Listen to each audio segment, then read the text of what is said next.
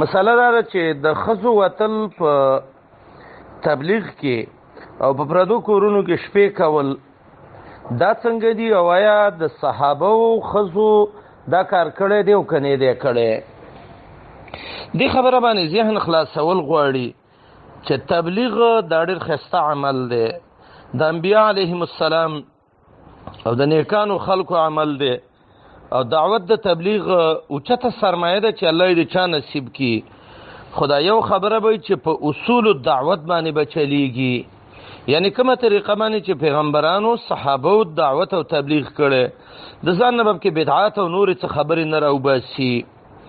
د دین حکمونه چې دي اکثر د ښځو او د سړو منځ کې شریک دي، مثلا مونځ دی ښځې به هم کوي سړي به هم کوي، روژه ده، زکات دی، حج دی، عبادتونه دي.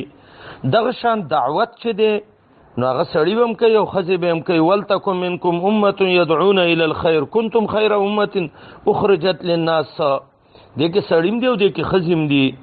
خدا به په هغه طریقه کول غواړي چې په کومه طریقه باندې شریعت کې دي. شیخ صالح ابن عثیمین رحمت الله علیه دا مسله لیکلې ده او شیخ ابن باز رحمت الله علیه لیکلې ده، نور علما هم لیکلې ده. الاصابه کې امام ابن حجر رحمت الله علیه وایي چې عروه وایي چې د عایشې ابۍ د کور نه چاپیره لقد رأیت مشیخه کبار اصحاب رسول الله حول بیت عایشه، د عایشې د کور نه چاپیره مشران صحابه بو، چا به د میراث او چا د حلال او چا د یو څه چا د بل څه تپوسونه به کوله. نو که داسې یو مدرسه یو ښځه ورځي او هلته کې دیني سبق ښیي نو دام د دې دعوت دی.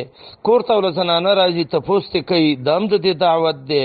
داسې یو ځای کې مسلمانانو زنانه را جمع شوي او هغو کې بل څوک داسې نه چې دعوت ته وکړي، یوه زنانه ورشي دیني خبرې ورته وکړي، دام د دې دعوت دی. لیکن دې طریقه باندې چې ښځه به ځي او په پردي کور کې به 3 شپې کوي او یا به څلوېښت ورځې تېروي او خاوند به باري او ښځه به دننه وي او یا به دې کې چیلې تېروي، دا نه صحابه و کړی دی نه د رسول الله علیه وسلم بیبیانو کړی دی. علم دام دعوت دی، کلی کې به دعوت کوي، خلک به زنانه به له راځي، داسې یو ځای کې به نور دعوت کوي. لیکن دا دی چې داسې طریقه باندې چې دا په پردي کور کې او بیا هلته شپې کوي او دې طریقه باندې سلفو کې دعوت نه دی نقل شوی. هذا وبالله سبحانه وتعالى التوفیق. زما د خبرو مقصد دا نه دی کني چې دینی دعوت او تبلیغ دا ګناه ده، موږ یو دعوت ښه شی دی خو په طریقه د شریعت کول غواړو.